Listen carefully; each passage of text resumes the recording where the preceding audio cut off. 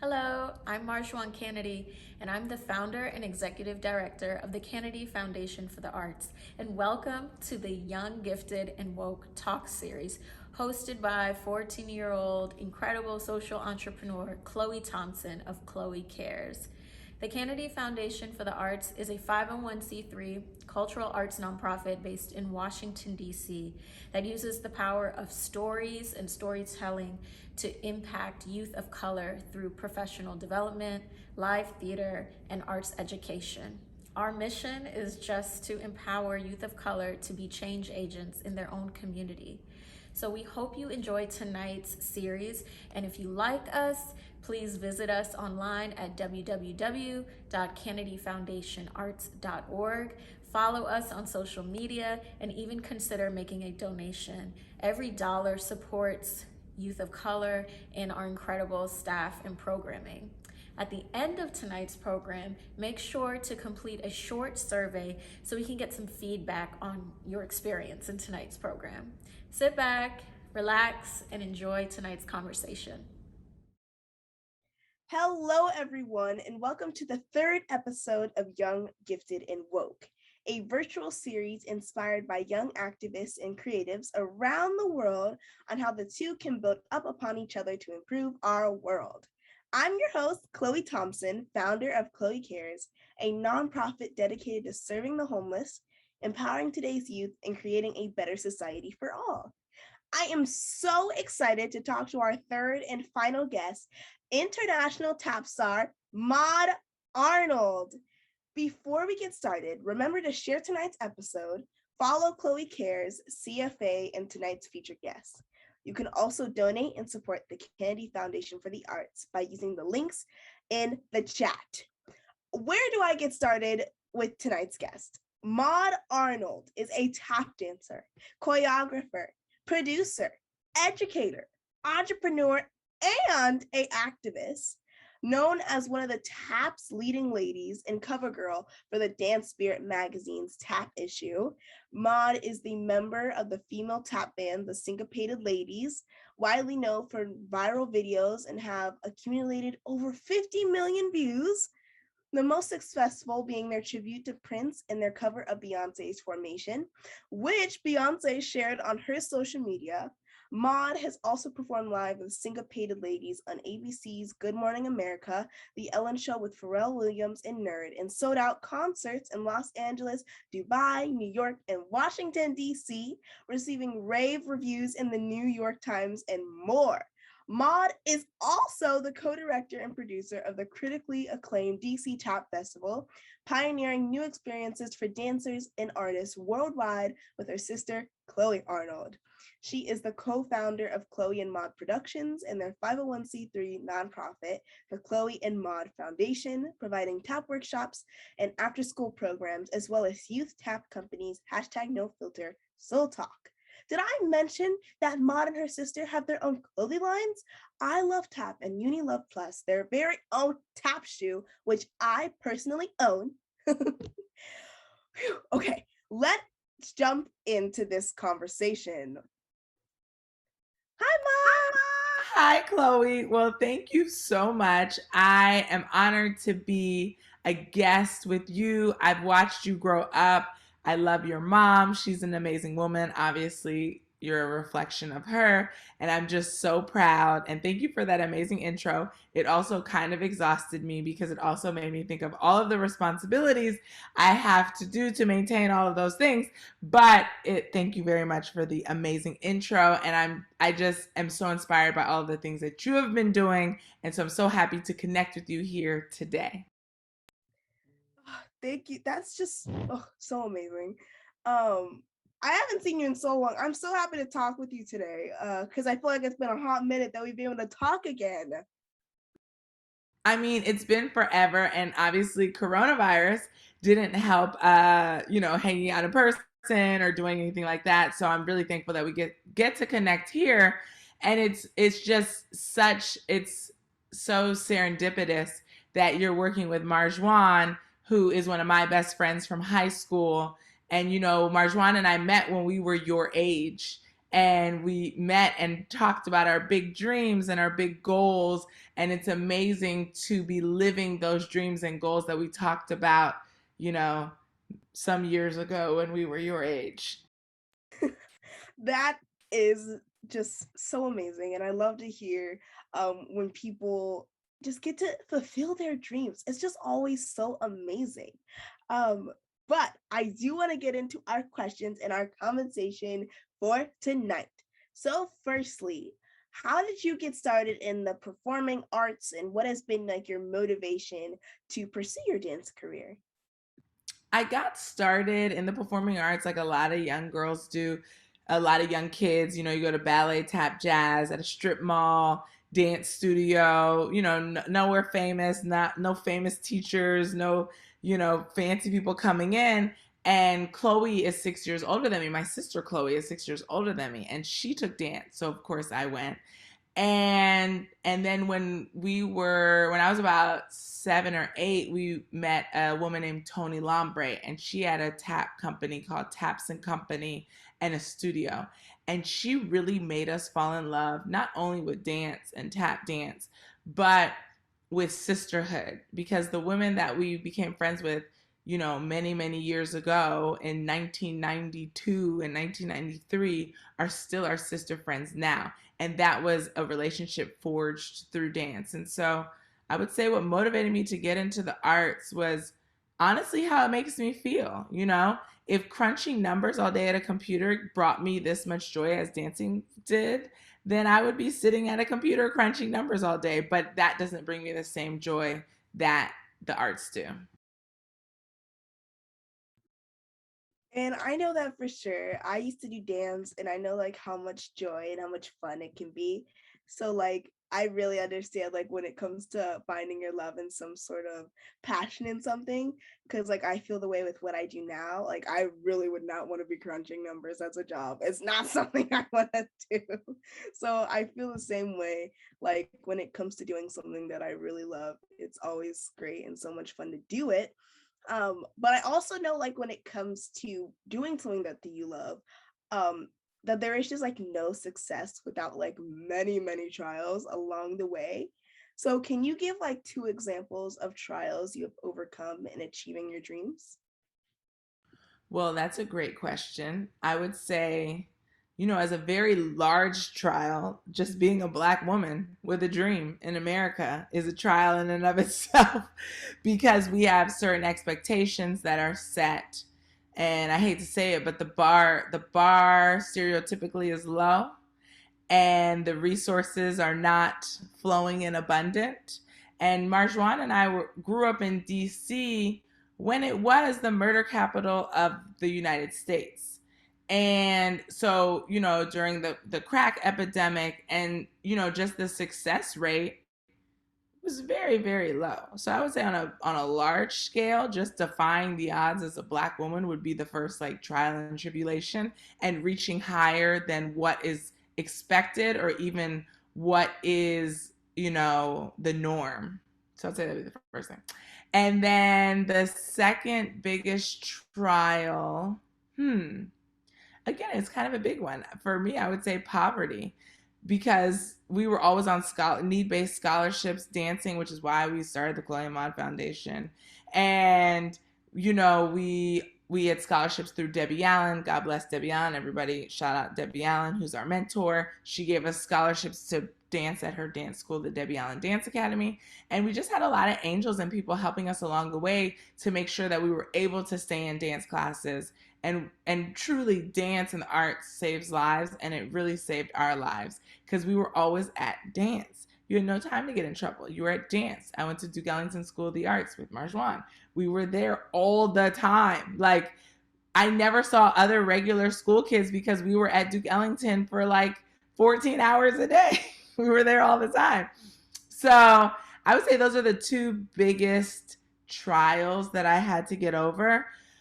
But on a smaller scale, I know you said two, but on a smaller scale, just to give another perspective, is that a lot of people, it was men, particularly men, but some women who I considered friends in my field of tap dance, when we started to become successful, started to try to disparage us and online bully us and try to discourage us from pursuing our dream of tap dance the way that we wanted to do it. And so that was really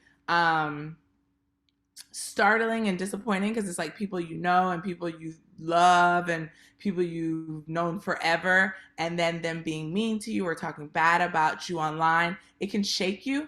But for us, we really utilize that as fuel to keep us pushing and keep us going. And I feel so that's the most important thing to do, is really take that as something to keep you going instead of bringing you down. And I feel like I'm so happy that that's something that you chose to do, because when I was doing tap, you really were a big inspiration towards me. I wanted to, you were someone that I really did look up to in the tap world. And I still do, with all the amazing Thank you. things that you do. Thank you. That means a lot to us. And it's like you can't be what you don't see. And we didn't, I mean, people that we really looked up to were Debbie Allen, Beyonce, and Diane Walker, who's in the tap community, a phenomenal tap dancer. She's still alive. She's like our mom's, well, my mom's age, but she's still alive. But we saw her and it was like, wow. But typically, men would be the stars of tap and women would be the background. And we were like, we don't want to be the background. And so a lot of people, when you change the status quo, get scared and try to comfort you and make you stop. Yeah, and like I said, it's so amazing that you guys overcame that and really realizing that's something that you had to overcome, which is always super important when it comes to any challenge, because you shouldn't let it overtake you. You should be able to overcome it, because I feel like all challenges are like a hurdle and they just need to be jumped over. So it's always something you got to do. And with the fact that you persevered, it's clear, very clear, that you have a passion for performing in the performing arts, and dance, and like how dance has changed your life in like unimaginable ways. Yet in the article selection into and the academic benefits from arts related courses in middle school for low income ethnically diverse youth by Adam Winsler. He states Black students and students from low income families and students with disabilities and English language learners were less likely to be exposed to arts courses in middle school than their peers identifying as white or Asian, who had the access to more economic resources. How can children of color achieve their dreams like you did with such a disadvantage? Well, that's like the worldwide problem right now. But I would say we are actually in a really great place and time where we have internet, we have Google, we have YouTube, we have Instagram, we have Facebook, right? All of these things can be great or can be terrible. And so I think that, well, this is a very very deep question. So my first part of this, because this is steps, is one, if you're a young person of color, and you don't feel like you have access, maybe you live in the middle of nowhere in Minnesota and there aren't even dance studios, 30 miles from where you live. First thing is to identify a mentor and in your community, and that can be a teacher, it can be a big sister, big brother, cousin, uncle. It's not your parent. Identify a mentor who you can tell your dreams to and your desires and the things you want to try, and that mentor can help you find resources to make that happen. The mentor does not need to have money. They can say, hey, oh, you want to learn tap dance? Oh, I know these women, Khloe and Maud, have these free tap classes on their Instagram. Why don't we start there and reach out to them after we've done, the classes that we can find that are already offered, and see if they have any more or if there's a scholarship opportunity. And so I think now with the internet, it has leveled the playing field in many ways, because you can go to a library, you can borrow somebody's cell phone, and instead of utilizing the time on Instagram to take selfies, it's like, let me go look somebody up. Let me look up Khloe Cares and see how she made things happen at such a young age. What can I do? So it's like we have so much power and so many tools and access, and we just need people to help us, to guide us, so that we're utilizing these things for good and not for bad. Yeah, and like you said, finding those resources around you that may not cost anything, or just even finding someone to talk to about it is really important too. It's just having that person to also help you just find those resources are always great, because I know I always was looking up to someone, or I always had someone to talk to about like when I needed help with something. Like my grandma, she is someone that I've always looked up to, because she is just an amazing seamstress. She's top notch up there. She wants to make it, she makes it. Exactly. She's amazing. So she's always someone that I've looked up to, because I really love sewing. I'm really into fashion, all of those things. So it's someone that I've always really loved asking questions about things. She's the person that taught me how to sew. So when I have a question about something, I'm like, okay, so how do I do this? How do I do that? So like you said, it's just having that person in your corner to kind of just know, like when you have those questions, or if you need help with something, whether they might not be super informed on what you do, but like they can help you find a video that will pretty much help you and get better at what you want to do. So I think it's just important to know and have that. I think that's a really good point you bring up, and I just want to bring it back. Is that they don't have to be good dancers, or they don't have to be a doctor, but if they are a good person, they'll point you in the right direction to find the information you need. And I think that's a really amazing point that you brought up, that it's just somebody to guide you in the right way. And that might not be their expertise, but their expertise is helping you. And that's all that's important. And with all of that being said, how do you like define like social justice, and how do you stay woke in today's society? And what ways do you encourage youth to stay woke? Oh, that was a lot of questions. Can you go back to the first question? Yes. So with all that is pretty much saying, how do you define social justice, and how do you stay woke in today's society? Thank you. And then how do I give it to kids? And yeah, and what ways do you encourage youth to stay woke? Love it. Whew, those are all great questions. Okay, how do I define social justice?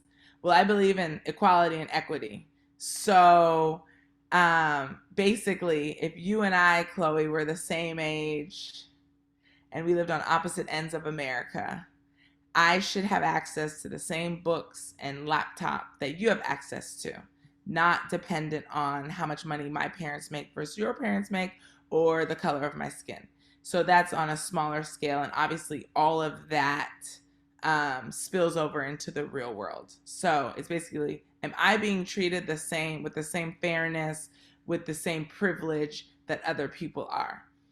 How do I fight for that? Well, I try to democratize learning by offering a lot of scholarships, learning in the arts, a lot of scholarships, access, providing jobs, providing opportunity for international artists to become paid performers in the United States. We, all of our programming is always equitable. Like if you can't afford it but you want to come, we're going to make it happen. We never say no to people. If you have the passion, we'll make it happen for you. And so that's how I do it. And through our foundation, we also have after school programs here in South Central LA, and then also in favelas in Brazil, which are the slums.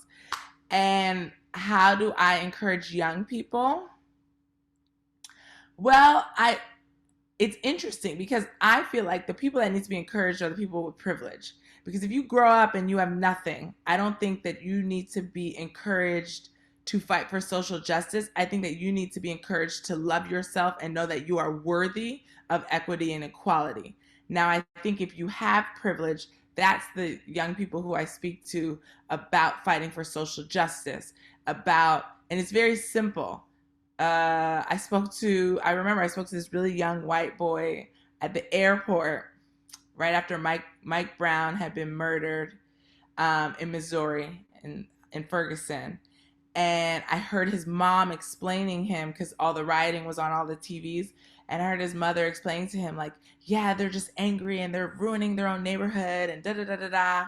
And I was like seething on the inside, because I was like, you're not educating him well at all. So I went over, because it was on my spirit, and I said, could you imagine if your best friend were murdered and left on the street for hours and nobody cared? Could you even fathom that? He was like, no. I was like, exactly. And I said, have you ever been angry at your parents or at your friend and you want to punch the wall in your bedroom and you might do it and you break your own bedroom? You feel that frustrated? He's like, yeah, I know what you mean. I said, this is what's happening. They feel powerless because somebody that they love and somebody that they identify with was treated worse than a dog. People treat their dogs better than they treated this young man. And I said this boy because I said he's not a man. He was your age. He was not a man because I could tell this boy was like probably senior in high school. I was like, he was not a man. He was a boy. So you have to imagine all of these things and feeling powerless. And so I think it's really about educating people with privilege about why it's important to fight for social justice. Because when we're in the trenches, it's like we're fighting for social justice and we're also just trying to survive. And so it's like if you have that privilege, you should be utilizing that privilege to provide access, to amplify voices, to provide opportunities, and to not do it in a savior way, like, look at all these people I've helped, but to do it because it's the right thing to do. If you see somebody rolling down the street in a wheelchair trying to open a door and they can't reach the door, you're going to go open the door for them. And that's what people need to do, is open the door. And it's like you said, it's all about opening those doors and even informing the people that have privilege. I think that's something so important because, like you said, you should be lifting up the people that don't have as much privilege as the ones who do, because those are the people that are going to really feel it since they don't have that privilege. But the people who have privilege, they're not going to realize how much privilege they have, and so they're not going to feel this, just have that feeling inside of them about the privilege that they have. So like it's like just showing those people and teaching those people not even like the difference that they have, but how they can fix these problems, instead of making them have differences, show the similarities and how we can fix those differences and fix those problems that we have so that we are all the same pretty much. Exactly. And when it comes to differences, I know a lot of times, like as a woman of color and an entertainment insider, you have observed observed any significant change to the mindsets of like industry professionals regarding the Black Lives Matter campaign?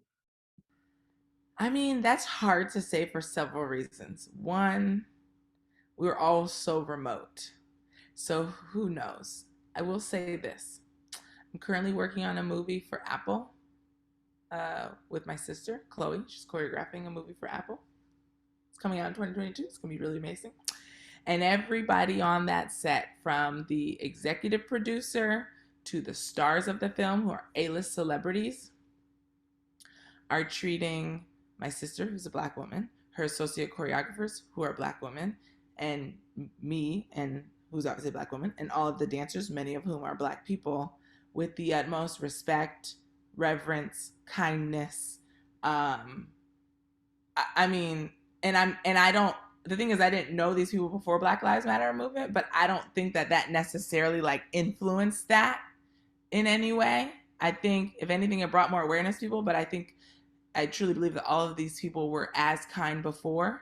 And my sister and I have been extremely lucky to work in spaces where we have not had to face, in film and television, because Khloe is also the choreographer for the James Corden Late Late Show, who is also just the best people. And she's been working there for 6 years. So that's pre-Black Lives Matter movement.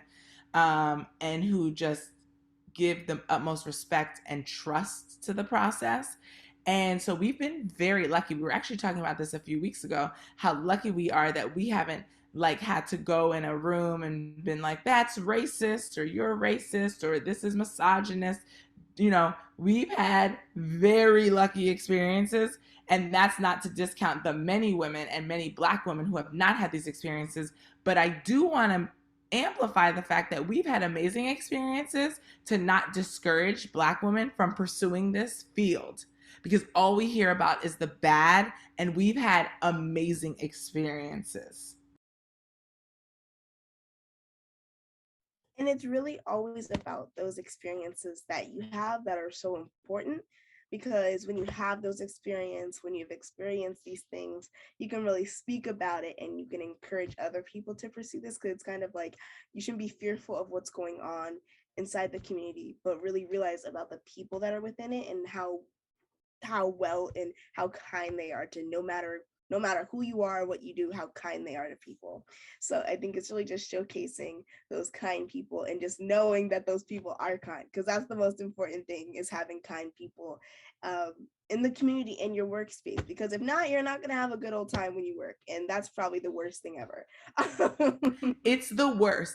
Like, if I wanted to be working around people who I didn't like, I would just pursue a career that just like guaranteed me being very rich.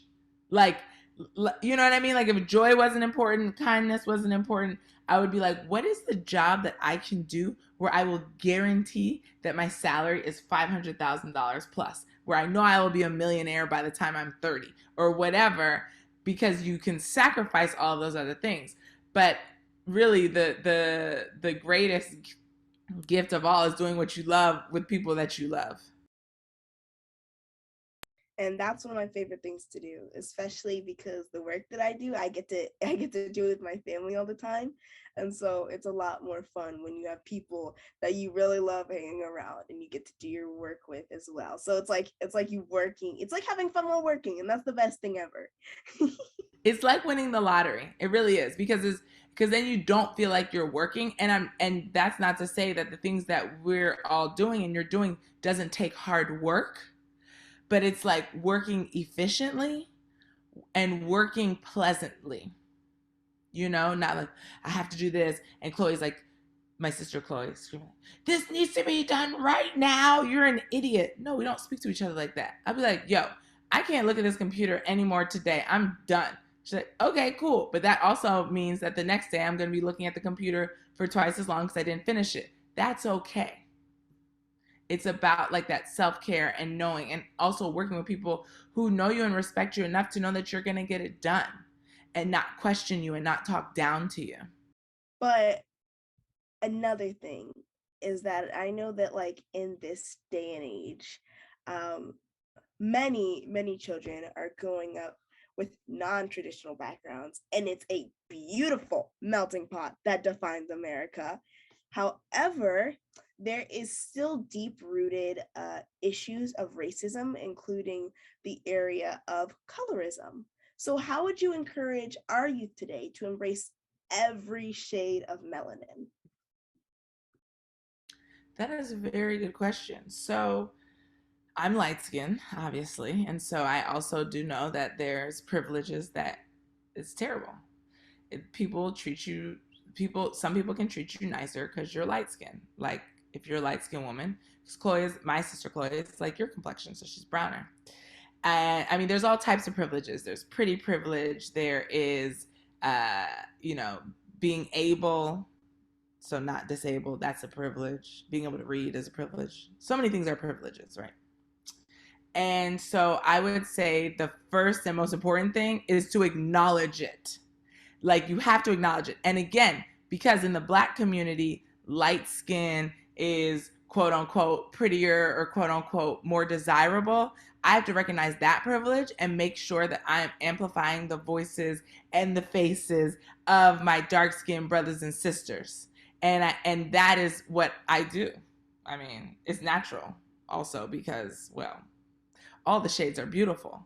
And I think that it, even as a child, as a young person, it even starts with like not allowing your friends to self-deprecate. Like, if like, oh, I don't want to go in the sun because I'm already too black, I don't want to get blacker. And you as a friend be like, your complexion is beautiful. Why wouldn't you want to come in the sun and get and glow more? Or ugh, I'm too dark. No, you're not. It's beautiful. It's like helping our friends and our peers and each other talk ourselves out of what society is trying to make us believe, to hate ourselves. And so I think it can literally just start with being kind to your friends and not allowing them to talk down to themselves.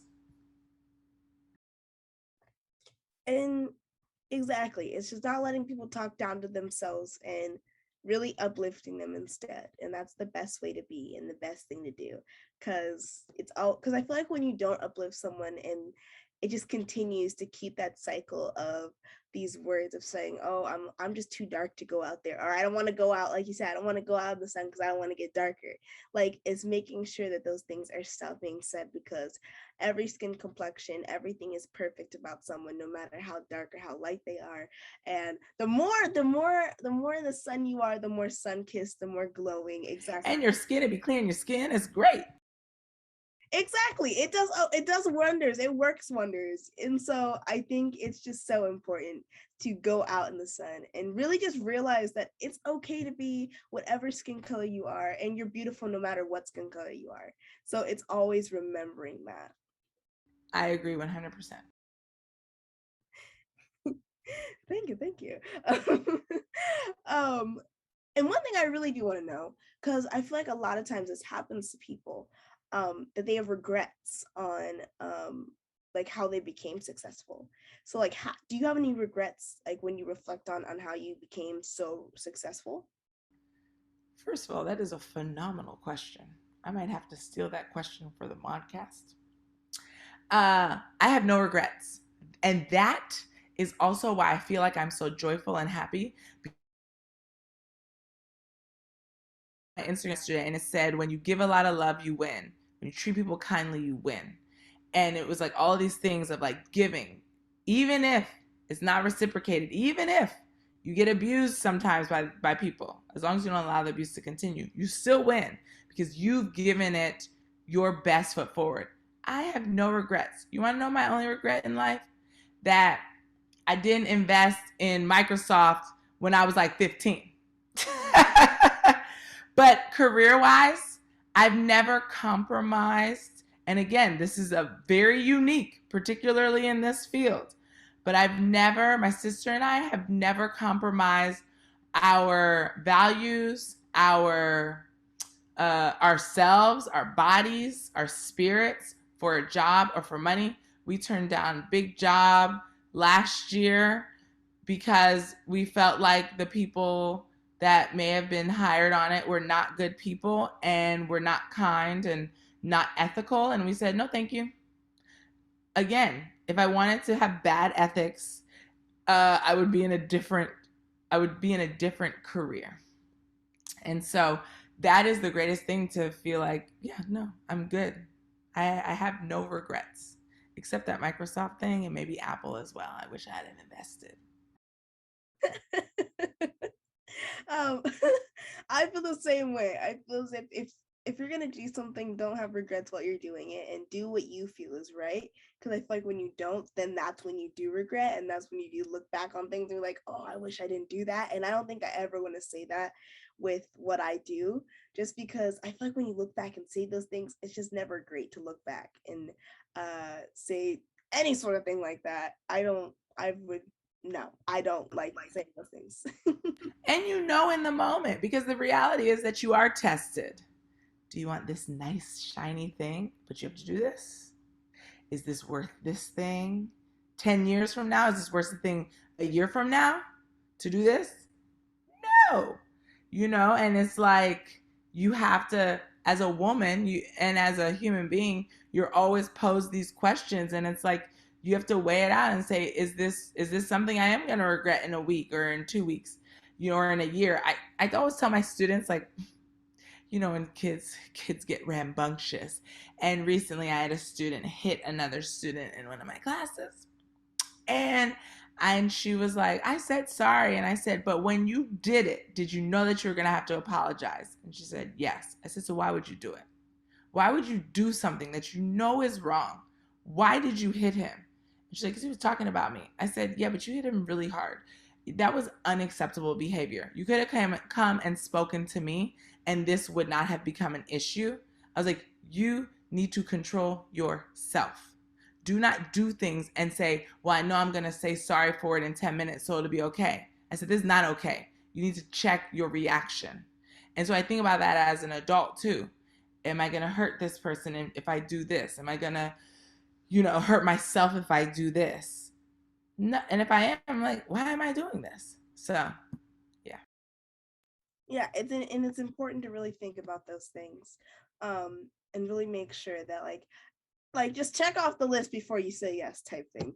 Check off that mental list. And I make sure I do that. I check off my little mental list like, should I do this? Because will this happen? Well, yes, it will. Will this happen? Yes. Will I regret this? Yes. Okay, then I said no. So it's just like you have to just check off my mental list. um Oh, so important to do self-check-in. yes. So another thing, I'm gonna switch this off a little bit. But according to arts educational emotional learning outcomes among K through 12 students, developing a theory of action, an article from the University of Chicago in 2019, the real power of arts education to affect social emotional outcomes lies in the moments of art practice and the corresponding social emotional components of these practices. So, as we navigate COVID-19, do you think more people will realize how important the arts are, especially in the context of redeveloping social emotional development in our children after an extended period of isolation from their peers? Wow, you're really smart. So my answer is not gonna. So I have two-part answer. One is not gonna seem very hopeful, and the other is gonna seem hopeful. And these are both. These are because it's like a duality. During the pandemic, what made the most money? Tech. Tech made the most money, and buying things like consumerism, Amazon, etc., made the most money. What kept people the most sane? The arts, concerts, Instagram lives, yoga on yoga on Instagram live, people singing songs, people posting songs, people trying to learn music or try to learn dance or do Zumba or whatever it is, work out. That, like, tried and true, scientifically proven, that helped people, that kept people less depressed, that kept people happier, that kept people connected. Because it wasn't as large of a profit, I don't think that big companies are necessarily focusing on those aspects right now. There are a few companies that focus on wellness and health, etc. But that is also why it is very important for nonprofits and companies like mine and Khloe's and like Marjwan's to make sure that that programming continues, scales, and we get the funding and the sponsorship from these big companies. So we did do a dance program in November 2020, and JP Morgan Chase sponsored the program. And it was called Tap into the Future. And we taught dance and financial wellness and literacy through the program. And so that was like a great synergy because they did recognize the importance of what we were doing, and then also gave us experts in finance and in cyber safety to teach our dance students things that we couldn't necessarily teach. And so I think it's about creating more programs like that where these big money companies are giving the funds and resources needed to arts to be able to keep sharing and spreading it. But it's also hard if you don't experience it. If you are somebody who just makes a lot of money and you crunch numbers all day, you don't know what it feels like when you dance. And I feel like if you knew what that felt like, or if that person knew what that felt like, they would be like, we have to put all of our money into these things. But it's about getting those people to feel it and then getting them to put their dollars behind it. Most definitely. It really is finding those people and showing them what you love and why you love it. That's one of my favorite things to do, is showing people why I love what I do. Um, Not only just because I get to help people, but also you really get to, it's a time where you get to know people as well. And so it's so much fun doing that and getting to know so many different people and their stories and everything. And I know the same thing with dance. Like, it's just fun to dance. It's fun just to dance. You know, sometimes it can be hard, like trying to remember steps and stuff, but it's still fun. It's still like a lot of fun. It's the best. You're moving your body to music. Like, come on. Yeah, like who can't have fun dancing? Like, I don't get it. Like, I don't understand how no one can have fun dancing. So I think you really, like I said, like you said, it's showing people what you love, and that's how you kind of get them to really fall in love with it as well, and then want them to support you too. So it's really finding those things and showcasing those things as well. Um, But I want to say thank you so much, Maud, for coming with me and talking with me today. I had so much fun talking with you and seeing you again.